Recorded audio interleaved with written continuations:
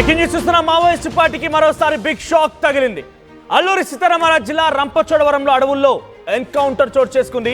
అయితే ఈ ఎన్కౌంటర్ లో గ్రే హౌండ్స్ బలగాలకి మావోయిస్టులకు మధ్య పెద్ద ఎత్తున ఎదురుకాల్పులు జరిగాయి. ఈ కాల్పుల్లో కేంద్ర కమిటీ సభ్యుడు గణేష్ సహా జోనల్ కమిటీ సభ్యురాలు అరుణ, సంతు హతమయ్యారు. అయితే 2004 శాంతి చర్చల్లో సభ్యుడిగా పాల్గొన్నారు గణేష్. గాజర్ల రవి అలియాస్ గణేష్ స్వస్థలం భూపాలపల్లి జిల్లా వెలిశాల గ్రామంగా తెలుస్తోంది. అయితే సిసిఎం ఏఓబి స్పెషల్ జోనల్ మెంబర్గా కొనసాగుతున్నారు గణేష్. మరో మావోయిస్ట్ అరుణ మావోయిస్ట్ అగ్రనేత చలపతి భార్యగా తెలుస్తోంది. అయితే కొద్ది కాలం క్రితమే కాల్పుల్లో మృతి చెందారు చలపతి. అరుణ స్వస్థలం విశాఖ జిల్లా పెందుర్తి మండలం కరకవాణి పాలంగా తెలుస్తోంది. అయితే ఈ ఎన్కౌంటర్ పెద్ద ఎత్తున కలకలం రేపుతోంది. మావోయిస్ట్ పార్టీకి ఇది ఒక బిగ్ షాక్ తగిలినట్టయింది. అల్లూరు సీతారామరాజు జిల్లా రంపచోడవరం అడవుల్లో ఈ భారీ ఎన్కౌంటర్ చోటు చేసింది. ఇక్కడ మీరు విజువల్స్ లో చూస్తున్నటువంటి ఈ ఫోటోలు గమనించండి. గతంలో మీరు గుర్తు ఉంటుంది బహుశా చలపతి తన సతీమణి అరుణ. సో ఇక్కడ కింద బాక్స్ లో కనిపించేటువంటి వారిద్దరు కూడా భార్యాభర్తలు ఇద్దరు కూడా మావోయిస్ట్ పార్టీ ఎజెండాను ఎంచుకున్నారు. మావోయిస్ట్ పార్టీలోనే చాలా నిర్విరామంగా సుదీర్ఘంగా పనిచేశారు చలపతి. ఆ తర్వాత ఇటీవల కాలంలో ఎన్కౌంటర్లో మరణించారు. తన భార్య అరుణ కూడా ఈరోజు అదే ఎన్కౌంటర్లో మరణించినట్టు తెలుస్తోంది. తర్వాత రైట్ సైడ్గా మనకు కనబడుతున్న గాజర్ల రవి అలియాస్ గణేష్ గతం 2004లో శాంతి చర్చల్లో భాగంగా పాల్గొన్నాడు ఈ గణేష్. ఆ తర్వాత కింద కనిపిస్తున్న వ్యక్తి సంతు. ఈరోజు ఈ ముగ్గురు మరణించారు. భారీ ఎన్కౌంటర్ జరిగింది. అడవుల్లో ఒక్కసారిగా కాల్పుల మోత దద్దరిల్లింది. సో రంపచోడవరం అడవుల్లో ఈ కాల్పులు జరిగాయి. గ్రే హౌండ్స్కి అటు మావోయిస్టుల నేతలకి మధ్య పెద్ద ఎత్తున కాల్పులు జరిగాయి. ఈ కాల్పుల్లో ముగ్గురు మరణించినట్టు తెలుస్తోంది. ఎస్, మరిన్ని అప్డేట్స్తో మా ప్రతినిధి ప్రకాష్ మరికాసపట్లో జాయిన్ అవుతారు. ఒకసారి మనం ఆ విజువల్స్లో చూడండి ఏ రకంగా అక్కడికి గ్రే హౌండ్స్ చేరుకొని బాంబు స్క్వాడ్స్గా వారంతా వ్యవహరిస్తున్నారు, బాంబ్ డిటెక్షన్ స్క్వాడ్స్గా వారంతా వ్యవహరిస్తున్నారు చూస్తున్నారు కదా. సో ఆ రకంగా జల్లెడ పడుతున్నారు, ఏ మాత్రం వదిలిపోయారు. ఒకవైపు బస్తర్ ఛత్తీస్గఢ్ రాష్ట్రంలో కూడా ఈ రకంగానే పెద్ద ఎత్తున కాల్పులు జరుగుతున్నాయి. కర్రగుట్టల్లో కుంబింగ్ జరిగింది. నిర్విరామంగా సుమారుగా నెల రోజుల పాటుగా ఈ కుంబింగ్ కొనసాగింది. మరోవైపు ఇప్పుడు ఏకంగా ఆంధ్రప్రదేశ్ అల్లూరు జిల్లాలో కూడా ఈ అడవుల్లో ఈ రకమైనటువంటి ఎన్కౌంటర్ చోటు చేసుకుంటున్నాయి. సో తాజాగా ఎన్కౌంటర్ల విషయం పైన పెద్ద ఎత్తున అటు పౌర సంఘాలు, ప్రజా సంఘాలు పెద్ద ఎత్తున ఆందోళన వ్యక్తం చేస్తున్నాయి. సో ఈ ఘటనలన్నీ కూడా డెఫినెట్గా అది పూర్తిగా మానవత్వం లేకుండా హతమారుస్తూ ఉన్నారు. వారంతా లొంగుబాటుకు గురవుతామని చెప్పినా, లొంగిపోతామని చెప్పినా అరెస్ట్ చేసి వారిని కోర్టుల ముందు ప్రవేశపెట్టకుండా వారి ప్రాణాలని తీస్తున్నారనేటువంటి ఒక భావనలో ప్రజా సంఘాలు, మావోయిస్టు మద్దతుదారులు, కమ్యూనిస్టు పార్టీలు చెప్తున్నాయి. ఏదేమైనా ఈ ముగ్గురి ఎన్కౌంటర్ పైన పెద్ద ఎత్తున ఆందోళన వ్యక్తమవుతుంది. మరోసారి మావోయిస్ట్ సంఘాలు తీవ్ర ఆగ్రహాన్ని వ్యక్తం చేస్తున్నాయి. సో గాజర్ల రవి అలియాస్ గణేష్ 2004లో ఆయన శాంతి చర్చల్లో పాల్గొన్నారు. సో గతంలో శాంతి చర్చల్లో పాల్గొన్న చలం కూడా ఇదే రకంగా ఎన్కౌంటర్లో మరణించారు. ఆ తర్వాత అరుణ కూడా ఈరోజు ఎన్కౌంటర్లో మరణించినట్టు తెలుస్తోంది. మరోవైపుగా సంతు ఆయన కూడా ఈరోజు ఎన్కౌంటర్లో మరణించారు. ముగ్గురు గాజర్ల రవి కేంద్ర కమిటీ సభ్యుడిగా పనిచేశారంటే తెలుస్తోంది. కేంద్ర కమిటీలో కూడా ఆయనకి చోటు ఉంది. కేంద్ర కమిటీలో సభ్యుడిగా పనిచేశారు గణేష్. ఇక జోనల్ కమిటీలో పనిచేసేటువంటి అరుణ కూడా ఈరోజు ఎన్కౌంటర్లో మరణించడం జరిగింది. మరోవైపుగా సంతు ఆయన కూడా ఈ ఎన్కౌంటర్లో మరణించారు. ఇక గణేష్ స్వస్థలం భూపాలపల్లి జిల్లా వెలిశాల గ్రామంగా తెలుస్తోంది. సో వెలిశాల అంటేనే ప్రత్యేకమైనటువంటి ఒక గుర్తింపు ఉంది. సో భూపాలపల్లి జిల్లా వెలిశాలకి ఆ గ్రామానికి చాలా గుర్తింపు ఉంది. పెద్ద ఎత్తున ఆ గ్రామంలో నుంచి ప్రజాబాటలోకి వచ్చిన వారు చాలామంది కూడా ఉన్నారు. సో ఇటు రవిది కూడా అదే స్వస్థలంగా తెలుస్తోంది. ఈ కారణది విశాఖ జిల్లా. ఇక సంతోకు సంబంధించి మరిన్ని డీటెయిల్స్ తెలియాల్సి ఉంది, ఎక్కడి ఏంటి అనేది. సో ప్రస్తుతం దీనికి సంబంధించి మరిన్ని అప్డేట్స్ మా ప్రతినిధి ప్రకాష్ సిద్ధంగా ఉన్నారు. ప్రకాష్, సో ఎన్కౌంటర్కి సంబంధించి అప్డేట్స్ ఏంటి, పోలీసులు ఏం తెలుపుతున్నారు, ఈ ముగ్గురి మృతదేహాలకు సంబంధించి ఆ కుటుంబానికి అప్పగించే అవకాశం ఉందా, మృతదేహాలను ఫైండ్ అవుట్ చేశారా, అక్కడ ఉన్నట్టుగా ఎటువంటి విధంగా సమాచారం అందింది, ఇంకా ఎంతమంది మావోలు ఉన్నారు, ఇంకా ఈ కుమ్మింగ్ కొనసాగుతోందా? ఎస్ మనోజ్, ఇప్పుడైతే కూంబింగ్ అయితే కొనసాగుతుంది. ఎంతో మారేడుమిల్లి ప్రాంతం ఏదైతే అల్లూరు జిల్లా ప్రాంతం ఏదైతే ఉందో అంతా కూడా ప్రశాంతంగా నిన్న మొన్నటి వరకు ఉండేది. కానీ మావోలిస్టు కదలికలు ఉన్న నేపథ్యంలోనే ఈ యొక్క ప్రాంతంలో 2 సార్లు ఈ యొక్క మావోలిస్టులు సంబంధించినటువంటి కాల్పులు అయితే స్థానికంగా కలకలం రేపుతుందని చెప్పాలి. ఇప్పుడు ఏదైతే ఈ రోజు తెల్లవారుజామున రంపచోడవరం మండలం ఇంటుకూరు గ్రామ అటవీ పరిసర ప్రాంతంలో ఈ యొక్క గ్రౌండ్ హౌన్స్ అయితే పార్టీ అలాగే 4C యూనిట్ కి అలాగే మరియు మావోలిస్టుల మధ్య అయితే ఎదురుకాల్పులు కాల్పులు అయితే జరిగాయి. ఈ నేపథ్యంలోనే కాల్పుల్లో ఇక్కడ ముగ్గురు మావోయిస్టులు ప్రధాన కీలకంగా ఉన్నటువంటి ముగ్గురు మావోయిస్టులు కూడా ఈ ఎదురు కాల్పుల్లో కూడా మరణించినటువంటి పరిస్థితి ఉంది. మృత్యుల్లో ముఖ్యంగా మనకు తెలిసిందే ప్రధానంగా కేంద్ర కమిటీ సభ్యులు ఎవరైతే ఉన్నారో అలాగే ఉదయ్తో పాటు అరుణ మరొక మావోయిస్టు కూడా ముగ్గురు కూడా మృతి చెందినట్టుగా ఇప్పుడైతే మనకు పోలీసులు అయితే పూర్తి సమాచారం అయితే చెప్పవలసిన అవసరం అయితే ఎంత ఉంది. మనం ప్రధానంగా చూసుకుంటే వీళ్ళైతే గాజర్ల రవి అలియాస్ అయితే ఉదయ్ గణేష్ కి అయితే చెప్పుకొస్తున్నారు. ఇతను ఇప్పుడు తెలంగాణ వెలిసల గ్రామానికి చెందినటువంటి భూపాలపల్లి జిల్లాకు చెందినటువంటి రవిగా కూడా చెప్పుకొస్తున్నారు. ఇతనిపై కూడా 25 లక్షల రివార్డు కూడా ఉంది. అతని కోసం అయితే ఏదైతే central committee AOB special zone number గా కూడా అతను పనిచేస్తున్నారు. మరొక సభ్యురాలు ఎవరైతే ఉన్నారో వెంకట రవి లక్ష్మీ చైతన్య అలియాస్ అరుణ, ఈమె కూడా ఎవరైతే ఇక్కడ విశాఖ జిల్లా పెందుర్తికి చెందినటువంటి వారిగా కూడా గుర్తించారు. ఈమెయితే ఎవరైతే అరుణ ఉన్నారో అరుణ గతంలో మృతి చెందినటువంటి ఎవరైతే ఉన్నారో మావోయిస్ట్ నాయకుడు అతనికి సంబంధించిన భార్య కూడా చెప్పుకొస్తున్నారు.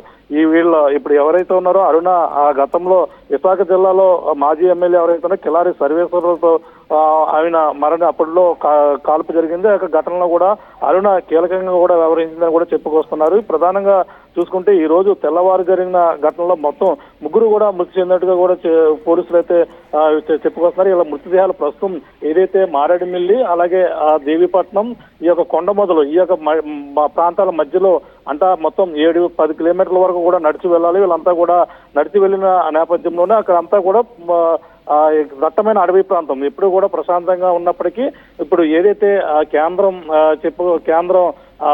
హోంశాఖ మంత్రి ఎవరైతే ఉన్నారో ఈ యొక్క మావోయిస్టులు ఏరివేతలో భాగంగా ఇప్పటికే కొన్ని ప్రాంతాల్లో జరుగుతూ వస్తున్నాయి. ఈ నేపథ్యంలోనే ఈ యొక్క ఎక్కడికెక్కడ మావోయిస్టులు అందరూ కూడా చెల్లాచెదురైనటువంటి పరిస్థితి ఉంది. ఈ నేపథ్యంలో ఒక్కొక్కరే కొన్ని రోజుల నుంచి కూడా మావోయిస్టుకి అయితే తీవ్ర ఎదురు దెబ్బ తగులుతుంది. అందులో భాగంగానే ఇక్కడ కీలకమైనటువంటి నేతలు ఈ రోజు ఈ విధంగా ఎదురు కాల్పుల్లో మృతి చెందడం కూడా మొత్తం రాష్ట్ర వ్యాప్తంగా కూడా సంచలనంగా మారిందని చెప్పాలి. ఎందుకంటే ఇప్పటికే మావోయిస్టు సంఖ్య క్రమంగా తగ్గుతూ వస్తుంది.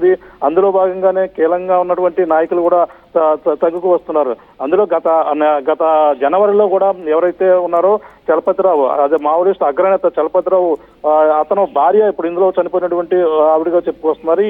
ఈ ఏడాది జనవరిలోనే చలపతిరావు ఎన్కౌంటర్ జరిగింది. ఇతను గతంలో అలిపిరి ఘటనలో చంద్రబాబుపై అటాక్ జరిగిన దాంట్లో చలపతిరావు కీలకంగా ఉన్నారు. అప్పట్లో కీలకంగా ఉన్న నేపథ్యంలోనే ఇప్పుడు గత జనవరిలోనే ఇతను కూడా ఎన్కౌంటర్ లో కూడా చనిపోయిన నేపథ్యంలో ఇప్పుడు తన భార్య ఎవరైతే ఉన్నారో అరుణ కూడా ఇప్పుడు కీలకంగా ఉండడమే కాకుండా తను ఏఓబిలో కీలకంగా వ్యవహరిస్తున్నటువంటి వారుగా కూడా చెప్పుకొస్తున్నారు. వీళ్ళు ఇద్దరిపైన కూడా 25 లక్షలు ఒకరిపైన 20 లక్షలు ఒకరిపైన రివార్డు కూడా ఉన్నటువంటి పరిస్థితి ఉంది. ఈ నేపథ్యంలోనే ఇప్పుడు ప్రధానంగా మరొక ఎవరైతే ఉన్నారో మరొక లేడీ ఆవిడ కూడా చనిపోయినటువంటి పరిస్థితి ఉంది. మొత్తం ముగ్గురు కూడా ప్రస్తుతం వాళ్ళ మృతదేహాలు రంపచోడవరం. ప్రకాష్, ఇంకా అక్కడ మావోలు ఉన్నారా అంటే వీరి సమాచారం తెలిసింది. బెస్ట్ గా మావోలు అంటేనే అటు ఛత్తీస్గఢ్ ప్రాంతంలో ఎక్కువగా ఉంటారు, కానీ ఇక్కడ అడవుల్లోకి మావోల సమాచారం ఎలా పోలీసులకు అనేది, మరి ముఖ్యంగా ఇంకా ఎంతమంది మావోలు ఉండే అవకాశం ఉంది?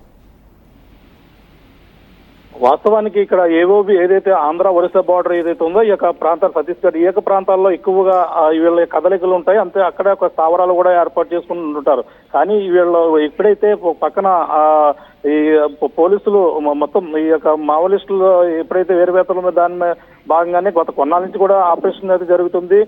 గ్రెయిన్ హౌండ్స్ పేరుతో కూడా మొత్తం ఆపరేషన్ అయితే మొదలుపెట్టిన నేపథ్యంలోనే ప్రధానంగా ఇక్కడ ఇప్పుడు ఏదైతే ముగ్గురు అదే తెల్లవారుజామున వీళ్ళంతా కూడా తారసపడినట్టుగా అలాగే వీళ్ళ తలదాచుకునేందుకు అంటే ఈ యొక్క ప్రాంతాలకు పట్టణాలకు సమీపంలో ఉన్నటువంటి ప్రాంతాలకు తలదాచుకునేందుకు వీళ్ళంతా కూడా వస్తున్నారు. ఎక్కడికెక్కడ చెల్లాచెదురుగా అయ్యారని కూడా మనం చెప్పుకోవచ్చు. ఎందుకంటే గత కొన్నాళ్ళ నుంచి కూడా ఏరువేతల భాగంగా అన్ని ప్రాంతాల్లో కూడా ఈ యొక్క మొత్తం దాడులు అయితే జరుగుతున్నాయి. పక్కన ఏరువేత ప్రక్రియ మొత్తం అన్ని జరుగుతున్న నేపథ్యంలోనే వీళ్ళు ఇటుపక్కకి ఏ విధంగా వచ్చారంటే మనకి చింతూరు ఏదైతే ఉందో ఆంధ్ర ఒరిస్సా బార్డర్ ఏదైతే ఉందో ఈ యొక్క ప్రాంతం నుంచి ఇటుగా మారేడుమిల్లి రావడం జరిగింది. మారేడుమిల్లిలోనే ఈ అడవి ప్రాంతంలోనే తలదాచుకునేందుకు వీళ్ళంతా కూడా వచ్చినట్టుగా మనకు వచ్చినటువంటి సమాచారం. ఈ నేపథ్యంలోనే ఇక్కడ ఏదైతే ఇక్కడ బృందాలు పోలీసులు ఆ యొక్క గ్రాండ్ హ్యాండ్స్ సంబంధించినటువంటి ఆ పార్టీ 4C యూనిట్లు బలగాలు ఏవైతే ఉన్నాయో వాళ్ళంతా కూడా అక్కడ వెళ్తున్నటువంటి పరిస్థితి ఉంది. వీళ్ళకి ఒక్కసారిగా తారసపడ్డారు.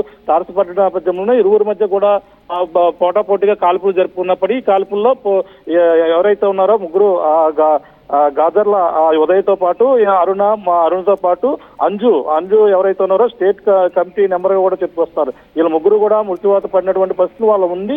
3 AK-47 గన్లు కూడా స్వాధీనం చేసుకున్నట్టుగా కూడా పోలీసులు చెప్పుకొస్తారు. దీనికి అంతా కూడా వాళ్ళకి సంబంధించిన మృతదేహాలు అడవి ప్రాంతం కొండ మొదలు ఈ యొక్క దేవీపట్నం ఈ యొక్క ప్రాంతాల నుంచి కాలినడక నడిచి రావాలి. అన్ని కూడా తీసుకుని వచ్చిన తర్వాత దాదాపుగా ఈ రోజు సాయంత్రానికల్లా మృతదేహాలు బయటకు తీసుకువచ్చి అక్కడి నుంచి మళ్ళీ ఒక 10 కిలోమీటర్ల వరకు కూడా నడిచిన తర్వాత ఇప్పుడు రంపచోడవరం అయితే చేరుకుంటారు. అక్కడ నుంచి చేరుకున్న తర్వాత మరి ఈ రోజు సాయంత్రానికి ముగ్గురు సంబంధించినటువంటి మృతదేహాలు రావాలి. ఇప్పుడు ఇంకా అంటే వీళ్ళు ముగ్గురే ఇప్పుడు హతమార్చినప్పటికీ ఇంకా కూంబింగ్ అయితే అక్కడ కొనసాగుతుందని చెప్పాలి. ఎందుకంటే ఇంకా వీళ్ళ ఉన్నారా ఇంకా ఎవరైనా ఉన్నారా అనేది కూడా పోలీసులు అయితే ఇంకా ఆపరేషన్ అక్కడ అంతా కూడా బలగాలన్నీ కూడా చేస్తూ సెర్చ్ ఆపరేషన్ అయితే కొనసాగుతుందని చెప్పాలి. ఇంకా వాళ్ళ అక్కడంతా ఇంకా ఎవరైనా వీళ్ళ ముగ్గురితో పాటు ఇంకా ఎవరెవరు వచ్చారని అంతే పూర్తిగా వాస్తవానికి అయితే వీళ్ళ ముగ్గురు ఈ విధంగా వస్తున్నట్టుగా పూర్తిగా సమాచారంతోనే అది మొత్తం దాడులు జరిగినట్టుగా కూడా తెలుసుకొస్తుంది. ఈ నేపథ్యంలో ఇంకా ఎవరైనా ఉన్నారా లేదా అనేది కూడా పోలీసులకు ఇంకా అక్కడ ఇంకా కూంబింగ్ అయితే కొనసాగుతుందని చెప్పాలి. ముగ్గురు ప్రస్తుతం వీళ్ళ మృతదేహాలను అయితే తీసుకొచ్చే పనిలో అయితే ఉన్నారు. అంటే భారీ బందోబస్తు మధ్య అంటే ఇంకా బలగాలు అంటే చాలా వీళ్ళైతే కీలకమైన నాయకులు హతమార్చిన నేపథ్యంలోనే ఈ యొక్క బలగాలు అంతా కూడా సరైన మొత్తం రక్షణ వలయంలో తీసుకుని వచ్చి ఇక్కడ ఏదైతే రంపచోడవరం ఏరియా ఆసుపత్రిలో పోస్ట్ మార్టం నిర్వహించి ప్రక్రియ అయితే కొనసాగించి అధికారులు అయితే సన్నద్ధమవుతున్నారని మనం ప్రధానంగా చెప్పవచ్చు. Manoj right, thank you Prakash. So మొత్తం మీద మావోయిస్ట్ ఎన్కౌంటర్ మరోసారి మావోయిస్టులకి చాలా తీరని నష్టాన్ని చేకూరుస్తోంది. కేంద్ర కమిటీ సభ్యుడు గాజర్ల రవి అలియాస్ గణేష్ ఈరోజు ఈ ఎన్కౌంటర్లో మరణించడం జరిగింది. మరోవైపుగా చలపతి సతీమణి జోనల్ కమిటీకి సంబంధించిన పనిచేసినటువంటి సభ్యురాలు అరుణ కూడా ఈ ఎన్కౌంటర్లో మరణించారు. మరోవైపుగా సంతు కూడా ఈ ఎన్కౌంటర్లో మరణించారు. సో ఇటు గాజర్ రవిది తెలంగాణ భూపాలపల్లి జిల్లా వెలిశాల గ్రామంగా తెలుస్తోంది. కేంద్ర కమిటీ సభ్యుడిగా పనిచేస్తున్నారు. సో గతంలో శాంతి చర్చల్లో భాగం కూడా ఆయన కూడా పార్టిసిపేట్ చేశారు. శాంతి చర్చలకి హాజరయ్యారు ఆయన. సో ప్రస్తుతానికి ఒక్కసారిగా ఈ మరణ వార్త అటు ప్రజా సంఘాలని మావోయిస్టు సంఘాలని పెద్ద ఎత్తున ఆందోళన పరుస్తోంది. సో చాలామంది కూడా వారందరినీ పట్టుబడినప్పటికీ అరెస్ట్ చేయకుండా కావాలనే వారిపై దాడి చేసి చంపేస్తున్నటువంటి ఒక భావన కమ్యూనిస్టు పార్టీల్లో కానివ్వండి, ముఖ్యంగా మావోయిస్టు పార్టీలో కూడా ఇటువంటి భావన ఉంది. సో వరుస ఎన్కౌంటర్లో మావోయిస్టు పార్టీకి తీరని నష్టాన్ని చేకూరుస్తున్నాయి.